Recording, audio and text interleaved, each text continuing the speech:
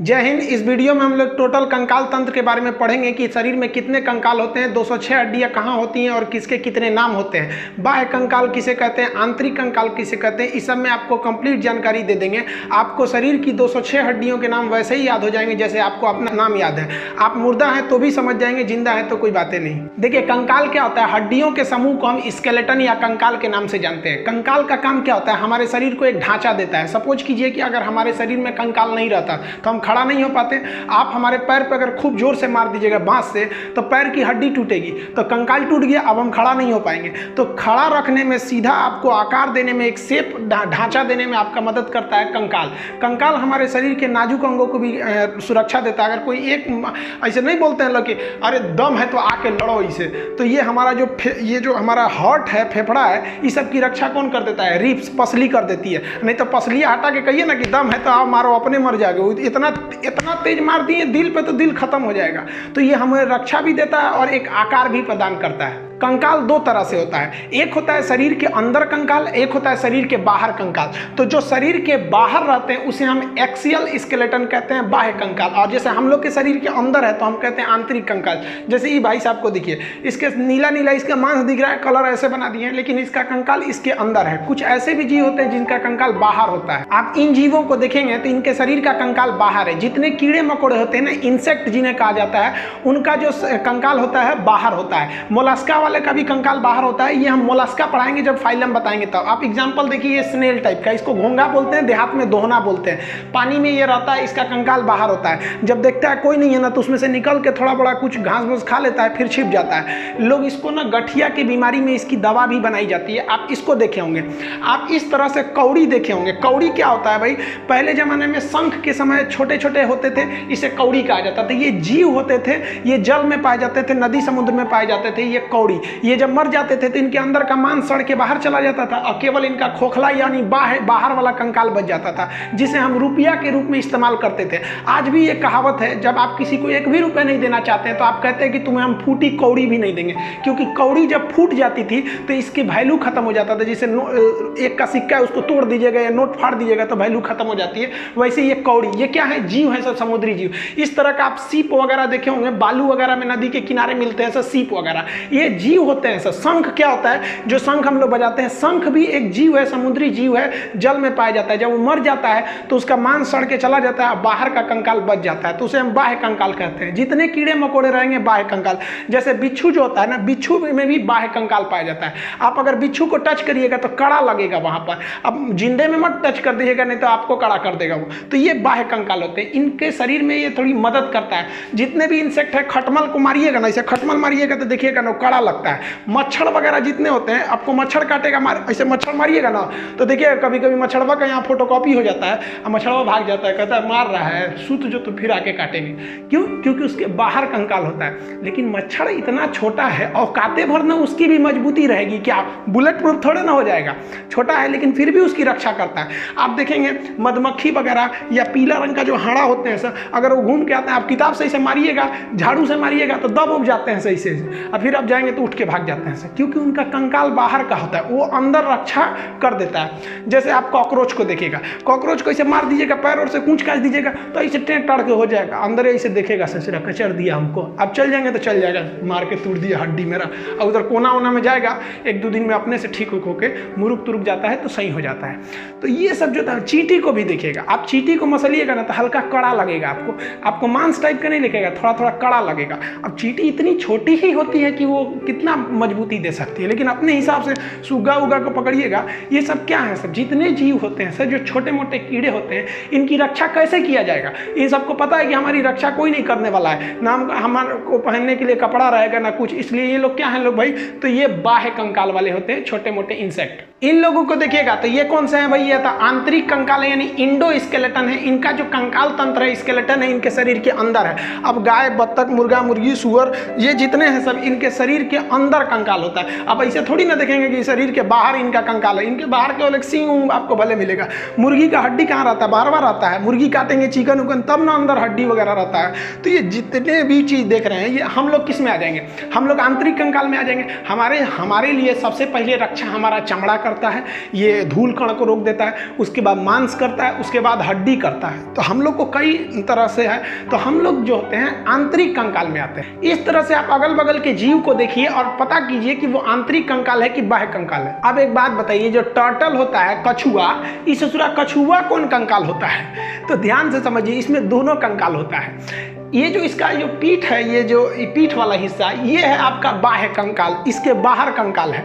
लेकिन जो ये थुथुर निकाला है ना, इसका ये जो थुथुर है ये आंतरिक कंकाल है। और जो इसका गोड़ है, गोड़ वगैरह, जो इसका लेंगरी, लेंगरी समझते हैं, पूंछ, तो पूंछ जो है ना इसका लेंगरी, तो पूंछ में भी आंतरिक कंकाल है।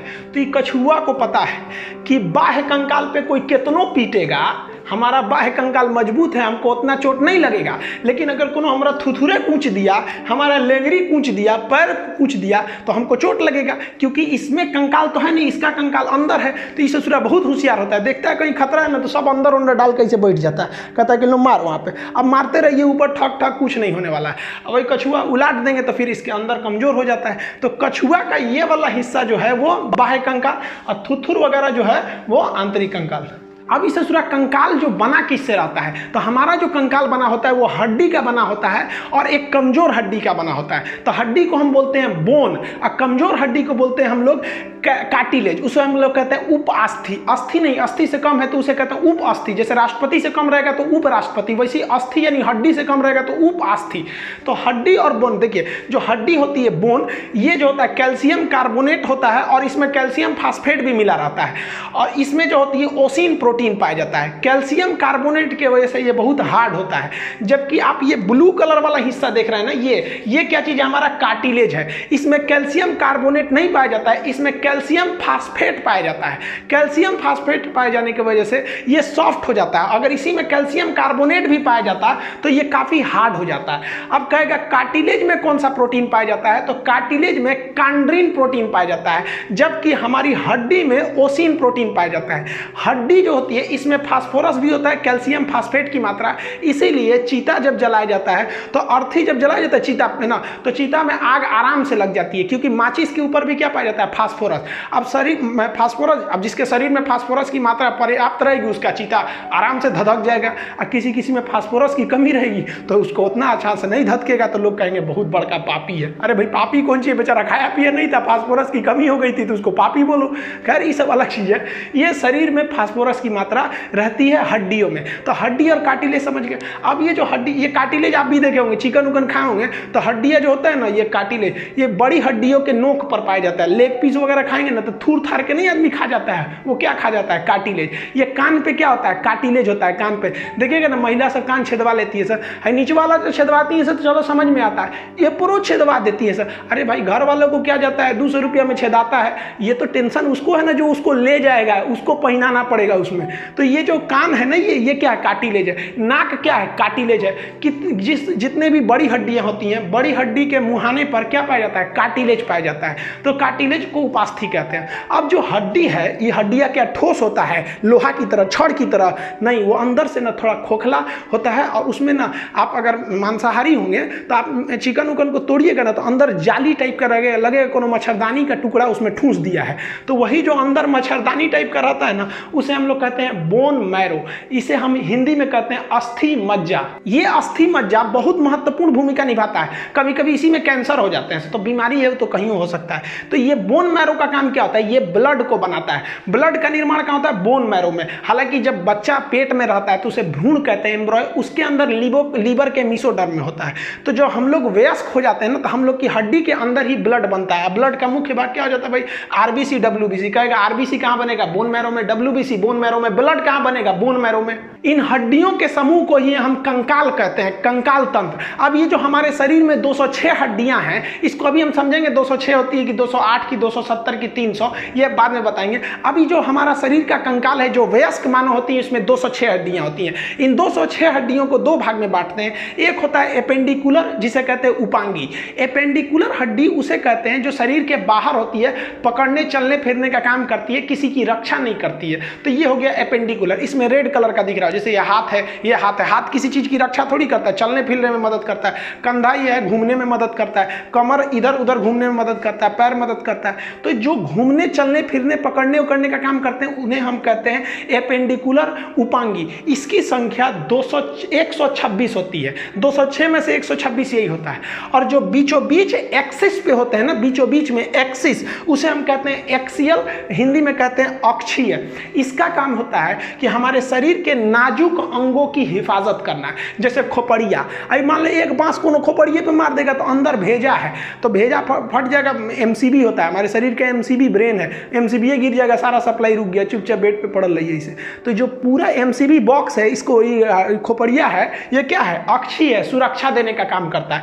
चेस्ट है, ये हमारे जो हार्ट है, जो लंग्स वगैरह, उसकी रक्षा देने का काम कौन करता है, ये हमारा रिब्स, पसली करती है। रीढ़ की हड्डी, मेन रीढ़ की हड्डी है। जो ब्रेन है ना एमसीबी, तो एमसीबी में तार का सप्लाई गया रहता है ना, गर्दन से झोझे एकदम नस गया रहता है, और रीढ़ की हड्डिया के बीचों बीच में से आया रहता है। तो रीढ़ की हड्डी जो है उसके अंदर से स्पाइनल कॉर्ड रहता है, उसकी रक्षा करता है।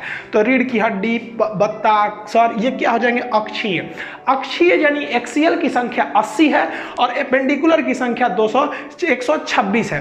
अब इस फोटो में देखिए, ये जो है, ये जो स्काई कलर का है ये एपेंडिकुलर है, और जो पर्पल कलर का है बीच में, ये क्या है, अक्षीय हड्डी है। अब इसको 2 मिनट में हम लोग याद करते हैं। देखिए कैसे, पहले हम लोग एपेंडिकुलर को फरिया देते हैं। रीजन क्या है, इसकी संख्या 126 है। ई फरिया देंगे तो 80 को निपटाने में क्या लगता है, तो पहले हम इसी से चालू करते हैं, बड़के से। तो एपेंडिकुलर में हाथ पैर आ जाते हैं, तो हाथ से स्टार्ट करते हैं। हाथ में कितनी हड्डी होती है, एक हाथ में होती है 30, और हाथ हमारे पास कै गो, 2 गो, तो टोटल कितनी हो गई, 60। तो हमको एक के गो का सीक्वेंस याद करना है, बाकी उसमें 2 का गुणा कर देना है। देखिए जो हाथ होता है ना, हाथ और पैर, इन दोनों को हम लोग कहते हैं लिम्ब। लिम्ब क्या होता है, देखिए हाथ क्या है, लिम्ब, पैर भी क्या है, लिम्ब, लेकिन ये ऊपर पाया जाता है, पैर नीचे पाया जाता है, इसलिए हाथ को हम लोग कहते हैं अपर लिम्ब। ये टेक्निकल नाम है, बायोलॉजिकल नाम है लिम्ब। आप ये लिम्ब वगैरह नहीं याद रखेंगे, आप याद रखिएगा हाथ। हाथ में कितनी हड्डी, 30, तो 30 को गिनिए। सबसे पहले यहां पर होता है एक हड्डी जिसे हम लोग कहते हैं ह्यूमरस। ये वाली हड्डी हो गई ह्यूमरस, एक ही हड्डी होती है ह्यूमरस, ये वाली। जैसे ये कलाई के आगे यहां पर आती है, केहनी से आगे ये 2 भाग में बढ़ जाती है। एक जो अंगूठा की ओर चली जाती है उसे कहते हैं रेडियस, और एक जो कानी उंगली की ओर चली जाती है उसे कहते हैं अल्ना। तो अंगूठा की ओर आ गई तो रेडियस, और इधर चली गई तो अल्ना। तो humerus, radius, ulna, humerus, radius, ulna, 3 हो गया। यहीं तक है, बाकी इसमें बड़ी कॉम्प्लिकेटेड है। सोचिए 27 गो हड्डी इतने दुर्वा में है, ये अपना में है, ये तो बहुत बड़ी बड़ी हड्डियां हैं, ज्यादा जगह ले लेती है। Humerus, radius, ulna. अब आगे आते हैं, यहां आगे आपको 3 चीज मिलेगा। एक मिलेगा कलाई, उसके आगे मिलेगा हथेली, उसके आगे मिलेगा उंगली। अब यहां देखते हैं, ये हो गया हमारा कलाई, क से कलाई, क से कार्पल। तो कलाई को क्या कहते हैं, कार्पल। इसमें 8 गो हड्डी होती है, छोटी छोटी। यहां देखिए, ये है आपका कलाई, इसमें छोटी छोटी कितनी हड्डियां होती हैं, 8। कलाई में हड्डियों की संख्या 8 हो गई है सब। अब देखिए, यहां से तो कलाई घूमने का काम करता है। अब हथेली, हथेली क्या होता है, उंगलियों का मेन मीटिंग पॉइंट जंक्शन होता है। तो 5 गो उंगली, तो हथेली में कै गो सप्लाई आया होगा, 5 हड्डियों का। तो हथेली को हम लोग कहते हैं मेटाकार्पल। देखिए, कार्पल मतलब हो गया कलाई, मेटा का मतलब होता है अगला भाग। तो कलाई का अगला भाग, अगला कलाई यानी मेटाकार्पल। मेटाकार्पल का मतलब कौन सी होगा, हथेली। तो हथेली किसकी सप्लाई देता है, उंगलियों की। तो हथेली में हड्डियों की संख्या 5, जबकि कलाई में कितनी हो जाती है, 8।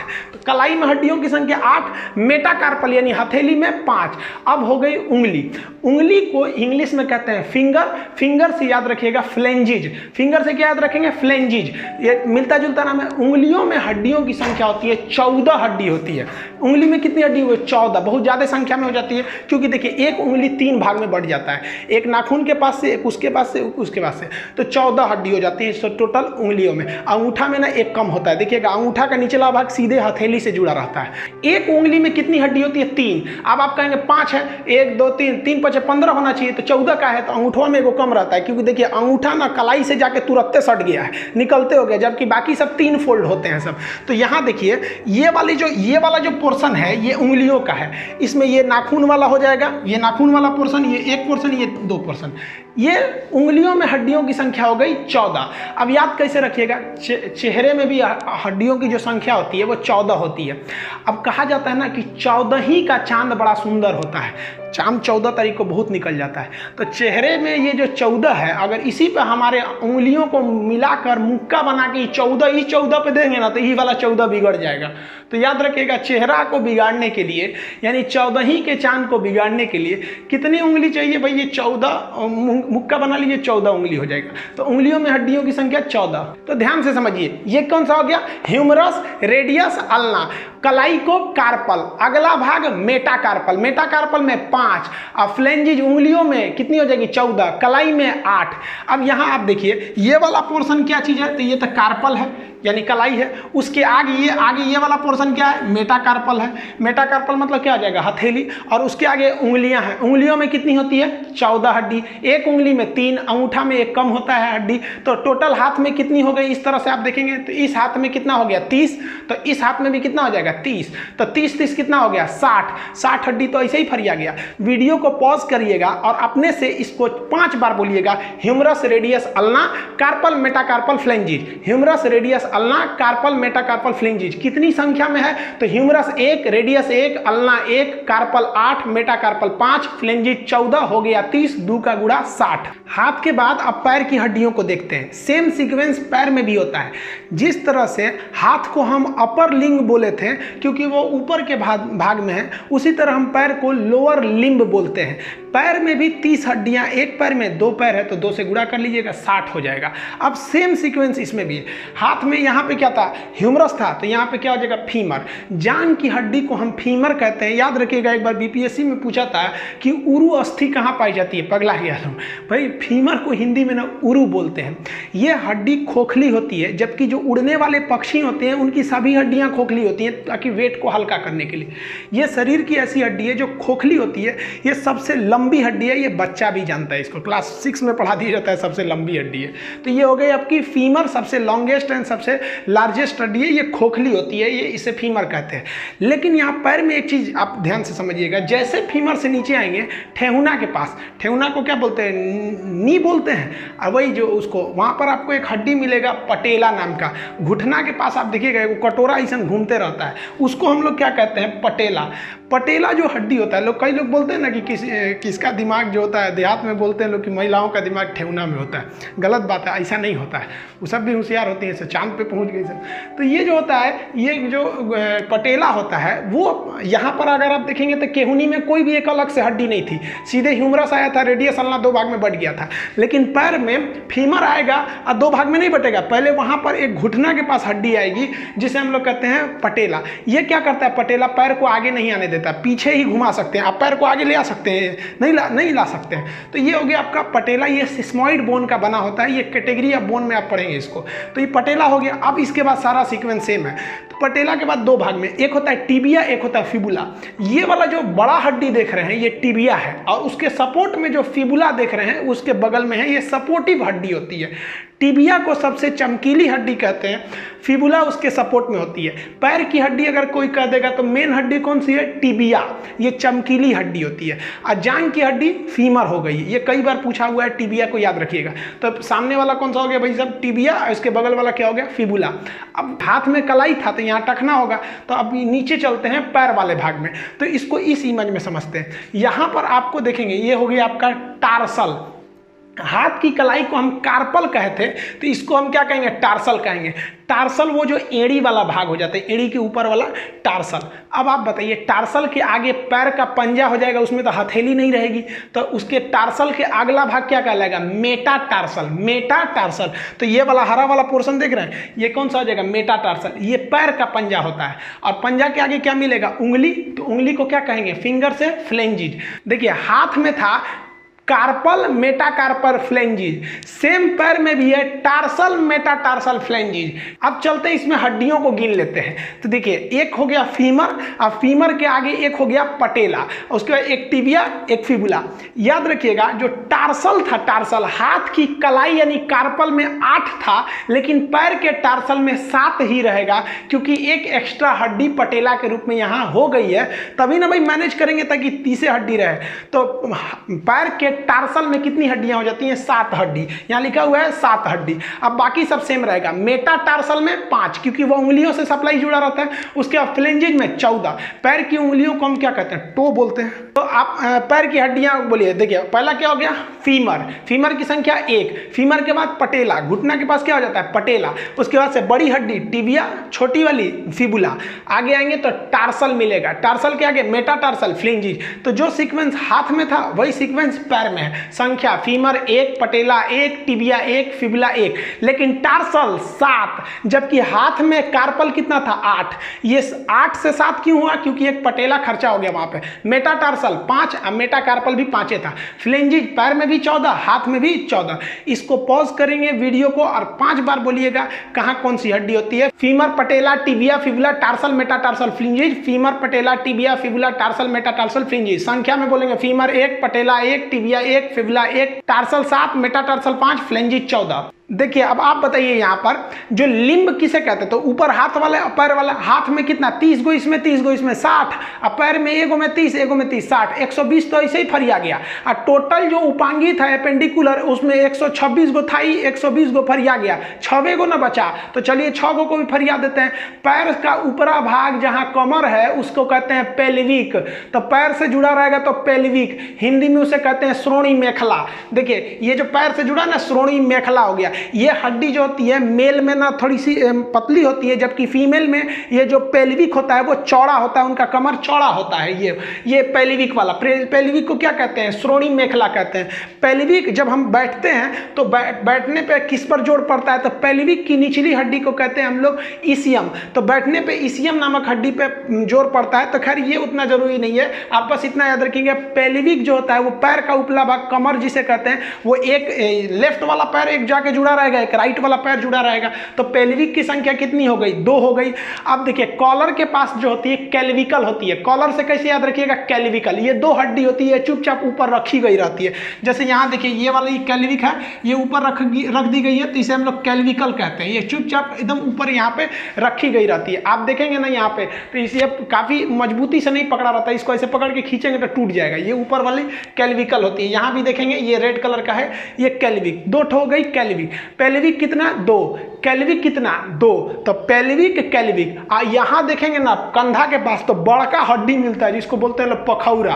तो ये वाली जो हड्डी हो गई इसे हम लोग क्या कहते हैं? अंश मेखला कहते हैं। हिंदी में कहते हैं अंश मेखला, इंग्लिश में कहते हैं स्केपुला। ये भी कितना हो जाएगा? 2। जैसे यहां देख रहे हैं स्केपुला भी हो गया 2। तो ये पीछे वाला ये हो गया स्केपुला, ये हो गया कैल्विकल। एक नया टर्म आता है जिसे हम लोग कहते हैं शोल्डर ग्रीडल। शोल्डर ग्रीडल क्या होता है? पीछे से स्केपुला से लेकर आगे तक का कैल्विकल को जोड़ देते हैं तो एक राउंड बन जाता है, जिसे हम लोग कहते हैं शोल्डर ग्रीडल। ये शोल्डर ग्रीडल क्या होगा भाई? तो स्केपुला को भी जोड़ दीजिए और उसी के साथ साथ आप कैल्विकल को भी जोड़ दीजिए तो वो बन जाता है शोल्डर ग्रीडल। जबकि अगर आप केवल इसको कैल्विकल को देखेंगे तो इसे घसुली भी बोलते हैं। पहले चांदी का एक ठो आता था, इसे गहना टाइप का घसुली पहना जाता था गर्दन में। तो देखिए कमर के पास जो हो गया, पैर के पास वो हो गया पेल्विक, कॉलर के पास कैल्विक, ये हो गया स्केपुला। तो पेल्विक, कैल्विक, स्केपुला। तो देखिए 2 यहाँ 2 यहाँ 4 और 2 6 ही घट रहा था ना। टोटल एपेंडिकुलर में 126 थे जिसमें 120 बता दिए थे। अब टोटल देखते हैं हम लोग हड्डी। जैसे यहाँ ध्यान दीजिए एपेंडिकुलर में टोटल कितनी थी? 126 थी। अब इसमें लिम्ब क्या था भाई? तो ये ऊपर वाला पूरा हाथ पैर दोनों मिला देंगे तो लिम्ब हो गया। ये अपर लिम्ब, लोअर लिम्ब। तो हाथ में कितना? 30, 60, एक पैर में 30, 90, दूसरे पैर में 30, कितना हो गया? 120। कैल्विक पेल्विक 2 ठो 122, कैल्विक 2 ठो हो गया 124 और स्केपुला 2 ठो 126। तो ये हो गया टोटल आपका एपेंडिकुलर। अब हम आपको इमेज दिखा पूछते हैं, आप बताइए कहाँ कौन सी हड्डी है। पहले आप वीडियो को पॉज करके एक बार दिमाग में बैठा लीजिए कहाँ कौन सी हड्डी है, फिर एक एक करके आपको क्वेश्चन देते हैं। बिना नाम नहीं लिखा रहेगा, आपको बताना पड़ेगा। चलिए आप फटाफट बताइए। यहाँ देखिए ये इमेज में कौन सी हड्डी है। अब हम यहाँ नाम लिख देते हैं। ये वाली आपकी है टिबिया के बगल वाली है, ये तो हो जाएगी फिबुला। अब इसमें यहाँ देखिए घुटना के बीच में है, ये हो गई आपकी पी फॉर पटेला। यहाँ बोलिए ये वाली जान की दिख रही है तो ये हो गया आपका फीमर। इसमें देखिए, इसमें उंगली दिख रहा है तो उंगली हो जाएगा फ्लेंजिज, फ्लेंजिज हो गया। उंगली के जस्ट पहले, तो ये पैर है ना, तो पैर में उंगली से जस्ट पहले टार्सल होगा कि मेटाटार्सल, मेटाटार्सल हो गया, तो ये हो गया मेटाटार्सल। मेटाटार्सल की संख्या कितनी होगी? 5 होगी, इसको याद रखिएगा। 5 मेटाटार्सल भी 5, मेटाकार्पल भी 5 होता है। अब ये बताइए ये कौन सा हो गया? ये तो इसके जस्ट पीछे वाला हो गया, तो ये हो गया आपका टार्सल हो गया। टार्सल याद रखिएगा, पटेला हो जाने की वजह से टार्सल की संख्या 8 ना होकर कितनी हो जाती है? 7 हो जाती है, तो ये टार्सल हो गया 7। ये बताइए सामने पैर वाला दिख रहा है चमकीली हड्डी, ये कौन सी हो जाएगी? टिबिया। अब फटाफट बताइए, हम हाथ वाला पूछ रहे हैं, ये बोलिए ये कौन सा हो गया? ये हो गया ह्यूमरस। हमारे लिखने से पहले बता देंगे, यहाँ हम हाथ रखते हैं, ये देखिए ये फंस जाएंगे। रेडियस है कि अल्ना है? तो यहाँ 2 हड्डियां, जो अंगूठा की ओर होती है उसे कहते हैं रेडियस। देखिए ये भाई साहब का अंगूठा यहाँ पर है और हड्डी भी इसी साइड में है, तो अंगूठा वाले साइड में जो हड्डी होती है उसे क्या कहते हैं? रेडियस। अब यहीं देख लेंगे ये कौन सा हो जाएगा? ये वाला हो जाएगा, ये तो हो गया हमारा रेडियस, और ये हो जाएगा अल्ना। देखिए अंगूठा इस साइड है और हड्डी इस साइड ना होकर इस साइड है, ये हमारा अल्ना हो गया। अब इसको बताइए, ये तो कंधा वाला है, ये पखौरा, इसे क्या कहते हैं? स्केपुला हो गया ये वाला हड्डी। इसको बताइए ये कहाँ पाया जाएगा? ये कमर पे पाया जाएगा, पैर के पास ऊपर, तो ये हो गया आपका पेल्विक। यहाँ देखिए ये सामने है, ये कॉलर के पास, ये हो गया हमारा कैल्विकल हो गया, जो यहाँ पर कॉलर के पास हो गया कैल्विकल बोन। अब थोड़ा सा हम लोग पंजा के पास चलते हैं, यहाँ जरा ध्यान से देखिए, ये कलाई के पास है, तो इसे क्या कहेंगे? कार्पल कहेंगे। कार्पल जो होता है ये क्या होता है? 8 होते हैं, क्योंकि यहाँ केहुनी के पास किसी भी तरह का पटेला नहीं होता है, जबकि पैर में जो टार्सल होता है वो पटेला के वजह से एक कम होकर वहाँ 7 रह जाते हैं। अब ये बताइए, ये तो हमारा कौन सा हो गया? पंजा हो गया। हथेली, हथेली वाला भाग हो गया, कितनी हड्डियां होंगी इसमें? 5 हड्डियां होंगी, इसे क्या कहेंगे हम लोग? मेटाकार्पल कहेंगे। इसमें कितना हो गया? 5। और ये वाला उंगली हो गई, तो इसमें हो गई हमारी उंगलियों की संख्या, फ्लेंजिज हो गई, ये 14 हो जाएंगे। तो आप इस तरह से पूरी तरह से 126 एपेंडिकुलर हड्डियां देख लिए।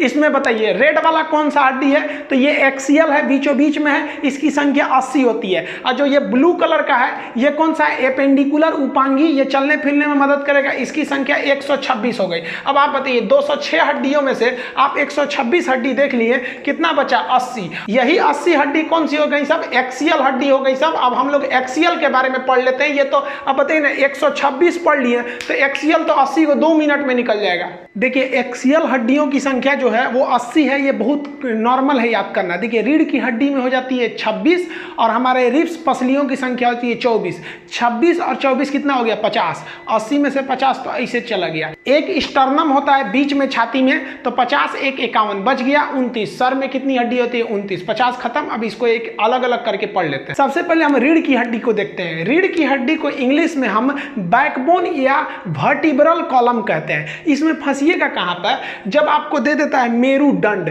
तो देखिए ये लाठी की तरह होता है, इसलिए इसे कहते हैं मेरुदंड। और इसके बीच में ना अंदर गया रहता है स्पाइनल कॉर्ड, बहुत सारी नसें गई रहती हैं, उन नसों को कहते हैं मेरु रज्जु। रज्जु मतलब होता है पतला रस्सी, तो मेरु रज्जु नस का नाम है। उस नस को सेफ्टी देने वाले इस दंड का नाम है मेरुदंड। इसे रीढ़ की हड्डी कहते हैं। जब बच्चा जन्म लेता है तो उसमें 33 होती है, लेकिन वो तेल और मालिश करिएगा ना तो कुछ कुछ हड्डियां उसकी सट जाती हैं, जिस वजह से कम हो जाता है। हम लोग एडल्ट में ये हड्डियां 26 होती हैं, तो एडल्ट में रीढ़ की हड्डी की संख्या हो जाएगी 26।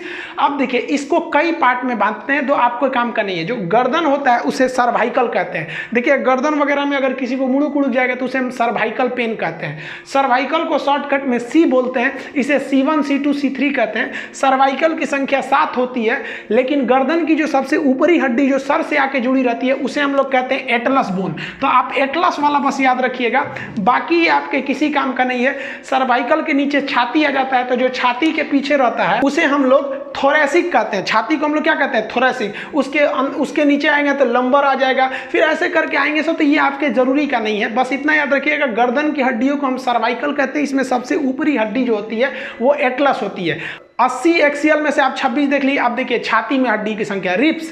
रिब्स मतलब होता है पसली। पसली की संख्या कितनी होती है? 24। 12 उस साइड पसली, 12 इस साइड पसली। टोटल पसलियों की संख्या जो हो जाती है वो हो जाती है आपकी 24 रिब्स हो जाते हैं। लेकिन इस 24 रिब्स में जो एक साइड लास्ट के 2 रिब्स है, यानी इधर से 11वां 12वां और इधर से 11वां 12वां, वो आगे आकर नहीं जुड़ा रहता है। देखिए रिब्स जो होता है वो निकलता है रीढ़ की हड्डी से और आगे आके एक पतली हड्डी से जुड़ जाता है, जिसे हम लोग कहते हैं स्टर्नम। तो स्टर्नम की संख्या 1, इसी पे भगवान ने जो क्या किया, ले आके पीछे से रीढ़ की रिब्स को वेल्डिंग कर दिया है। नहीं तो पता चला रीढ़ की हड्डी से निकलेगा आपका रिब्स और ऐसे अगवे छोड़ देंगे तो पता चला लड़ाई में कौन ऐसे फाड़ देगा, ऐसे चल जाएंगे, चाहे सोएंगे तो ऐसे दबा जाएगा ऊपर। तो भगवान बहुत होशियार था, ले आके और यहाँ पे रख के बीच में लोहा रख के वेल्डिंग मार दिया। तो जिसपे वेल्डिंग मारा है ना उसी को कहते हैं स्टर्नम। तो देखिए वेल्डिंग मारते समय लास्ट में 2 ठोप पे वेल्डिंग नहीं है, वो ऐसे ही लहरा रहा है, तो उसे क्या कहते हैं, फ्लोटिंग रिब्स। इस पर बड़ी भयानक चोट लगता है, इसलिए किसी को यहाँ मार देंगे ना तो बैठ जाएगा, तो बोलते हैं पंजरी तोड़ दे लो हमरा। तो पंजरी जो होता है वो फ्लोटिंग रिब्स होता है। तो फ्लोटिंग रिब्स इधर भी 2 ठो इधर भी 2 ठो, तो ये आपके किसी काम का नहीं है। लेकिन फ्लोटिंग रिब्स बहुत ज़्यादा फैलने का जगह दे देते हैं। फ्लोटिंग रिब्स की संख्या सांप में बहुत ज़्यादा होती है। सांप में देखेंगे तो इसमें जो पसली होती है तो बहुत ज़्यादा होते हैं, 200 से 300 350 होते हैं सर। वो डिपेंड करता है सांप कौन कैटेगरी का है, बड़का है, छोटका है, अजगर है। और उसकी देखिएगा ये रीढ़ की हड्डी है सांप में, और रीढ़ की हड्डी से इसके रिब्स यानी पसली निकले हैं, लेकिन कहीं जाके ज्वाइंट नहीं है, ये फ्लोट कर रहे हैं। तो ये काफ़ी ज़्यादा मात्रा में फैल जाते हैं, और फैल जाने की वजह से अजगर वगैरह जो सांप होते हैं बड़े बड़े जीवों को मुंह में घोंट कर पूरी तरह से निगल जाते हैं, क्योंकि फ्लोटिंग होने की वजह से इनका एरिया फिक्स नहीं होता। और हम लोग में क्या है, छाती का एरिया फिक्स है, आगे से स्टर्नम से जुड़ा है, पीछे से बैकबोन से जुड़ा है। और सांप में क्या है, बस पीछे से जुड़ा, आगे से जुड़ा नहीं। तो ये फैल जाता है और बड़े मात्रा में एक बड़े आदमी को घोंट जाते हैं अजगर सांप, बड़े बड़े आदमी को। तो रिब्स कितनी हो गए भाई साहब, 24। अब ऐसा मत बोलिएगा कि 12 एक और 12 एक और, दोनों ओर का मिला के बोला जाता है रिब्स को। अब क्वेश्चन आपसे कहेगा कि छाती में कितनी हड्डियां होती हैं, यानी थोरेसिक में, तो 24 मत बोल दीजिएगा, छाती में 25 हो जाता है। यही छोटे छोटे गलती करते हैं लोग, क्योंकि एक ये बीच वाला आप स्टर्नम थोड़ी ना छोड़ सकते हैं। स्टर्नम हो गया 1 और रिब्स हो गए 24, तो टोटल छाती में हड्डियों की संख्या कितनी हो जाएगी, 25। छाती का काम क्या होता है, शरीर के अंदर नाजुक अंगों की रक्षा करना। अब यहीं पे आप फंसेंगे। देखिए छाती में हो गई 25, रिब्स में हो गई 24, रीढ़ की हड्डी में हो गई 26। और अगर आपसे पूछ दिया कि सबसे ज्यादा हड्डी किस अंग में पाया जाता है, तो उंगली में। देखिए इस उंगली में कितनी हो गई, 14, और इस उंगली में 14, तो 14 14 कितना हो गया, 28। आप देखिए रीढ़ में कितना हो गया भाई साहब, 26। तो किस अंग में सबसे ज्यादा, तो उंगली में ये हो जाता है नॉर्मली। अब आप कहेंगे कि भाई देखिए उंगली दोनों क्यों गिन रहे हैं, तो भाई हम रिब्स भी तो दोनों गिन रहे हैं, इस साइड का भी रिब्स, इस साइड का भी। पैर की उंगली अलग होती है, वो टो में चला आएगा। तो देखिए इस तरह से आप कितनी हड्डी देख ली आप, बैकबोन में कितना 26, रिब्स में कितना 24, 26 24 50, और एक ये स्टर्नम 51।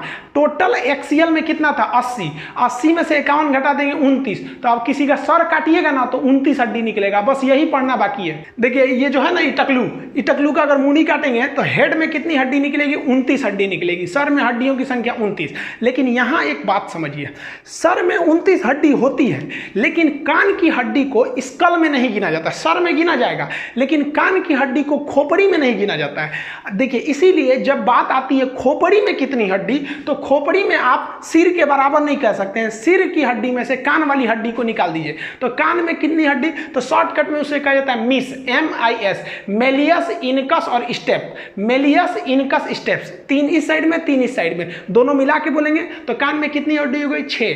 तो कान जो होता है सर में गिना जाता है, लेकिन उसे खोपड़ी में काउंट नहीं करते हैं। अब यहाँ आप एक ध्यान दीजिए, आपको पता होगा स्टेप्स बहुत ही छोटी हड्डी है, मेलियस, इनकस, स्टेप। मेलियस बहुत कमजोर हड्डी है, और हड्डी की पकड़ में तो ये कैल्विक भी बहुत कमजोर पकड़े रहता है। तो मेलियस छोटा के साथ साथ कमजोर भी है, और स्टेप्स तो सबसे छोटी हड्डी है। अब आप इन तीनों हड्डियों को देखिए, कंपेयर करने के लिए किसी महिला का ये है उंगली है, इस उंगली में देखिए यहाँ पर जो हड्डी बनाई गई है ये आपका कौन सा है, मेलियस, ये इनकस, और ये देखिए स्टेप्स। इतनी छोटी छोटी हड्डियां होती है, आप साइज कंपेयर कर सकते हैं। यहाँ पर सबसे छोटी हड्डी हो जाती है स्टेप्स। अब एक और हड्डी है जो सर में गिना जाएगा लेकिन खोपड़ी में नहीं जाएगा, उसे हम कहते हैं हायर्ड बोन। तो ये हायर्ड बोन जो होता है, यहाँ देखिए इसमें रेड कलर का दिख रहा है, यहाँ पे गर्दन में होता है। फांसी जब लगाया जाता है ना तो वही हायर्ड बोन टूट जाता है, जिससे कि व्यक्ति की मौत हो जाती है। तो ये देखिए, ये तो हो गई आपकी कान की हड्डी 6 और एक ये 7। तो इन 7 हड्डियों को हम सर में गिनते हैं लेकिन खोपड़ी में काउंट नहीं करते हैं। तो आप बताइए, अगर हम आपसे कहें कि खोपड़ी खोपड़ी में कितनी हड्डी, तो सर में 29 हड्डियों में से इन 7 हड्डियों को निकाल दीजिए तो खोपड़ी में 29 - 7 यानी 22 हड्डी बचती है। यहां देखिए, अब ये हो गया खोपड़ी। खोपड़ी को इंग्लिश में कहते हैं स्कल। स्कल में कितनी हड्डी, 22, लेकिन पूरा मुड़िए में कितना हड्डी हो जाएगा, 29 हड्डी हो जाएगा। कान और हाइट को हटा देंगे तो बच जाता है खोपड़ी। अब इस खोपड़ी में भी ना 2 हिस्सा, एगो ऊपर वाला खोपड़िया, एगो थुथुर हम लोग का आगे वाला, तो इन्हीं को देखते हैं। तो ये 22 कहां से आता है, तो देखिए इसमें से 14 को तो फेस में ही हो जाता है, चेहरा में। कैसे याद रखेंगे, 14 का चांद, चांद 14 तारीख को बहुत सुंदर होता है, तो चेहरा जो होता है ना, लड़का ना लड़की को बेवकूफ बनाने के लिए क्या बोलता है, 14 का चांद हो तुम। अरे वो चमगादड़ भी रहती है तो परी बोलता है। शुरू में जब डेमो देता है ना तो लड़की को बहुत मानता है, और उसके बाद से तो उनको है हट रे तुम। तो ये जो होता है सामने जो चेहरा में हड्डी होती है वो 14 होती है। ये 14 को नाम नहीं याद रखना है, आपको बस जबड़ा की हड्डी याद रखना है, जिसे हम लोग मैंडिबल कहते हैं। निचला जबड़ा यानी जॉ को मैंडिबल कहते हैं। ये बहुत ही मजबूत हड्डी है, सबसे मजबूत हड्डी मैंडिबल। लेकिन सबसे मजबूत अंग तो दांत का इनामेल, ये हड्डी नहीं है, ये हमारे शरीर का अंग है। और जबकि ये जबड़ा जो मैंडिबल होता है, ये मैंडिबल ये सबसे मजबूत होता है। तो चेहरा में कितनी हड्डी, 14। तो देखिए 22 में से 14 घटाएंगे कितना बचेगा, 8। अब ये 8 कहाँ गया, तो खोपड़िया में, इसमें क्रेनियम में। क्रेनियम में कितनी हड्डी हो जाती है, 8 हड्डी। क्रेनियम को हम लोग हिंदी में बोलते हैं कपार, देहात में बोलते हैं ना कपार फोड़ दे लो। क्रेनियम में कितनी हड्डी हो गई, 8, यानी कपार में ये जिसमें बाल फला है हम लोग का, इसे क्या कहते हैं, क्रेनियम कहते हैं। तो इसमें हो गई 8 और चेहरा में हो गया 14। तो 14 8 कितना हो गया, 22। तो खोपड़ी में टोटल हड्डी कितनी हो गई, 22। इस तरह से आप कंप्लीट हड्डी देख लिए। अब ये जो खोपड़ी है, इसके इधर ना एगो खोखला जगह होता है, खाली जगह, उसे हम लोग कहते हैं फोरामेन मैग्नम। क्योंकि जितना नीचे से तार और की सप्लाई आया है, ये जो हमारा खोपड़ी है जो सर MCB, इसमें सप्लाई कहाँ से जाएगा, तो नीचे से नहीं जाएगा, तो नीचे छेद होना चाहिए कि नहीं। तो इस छेद को हम बोलते हैं फोरामेन मैग्नम कहते हैं।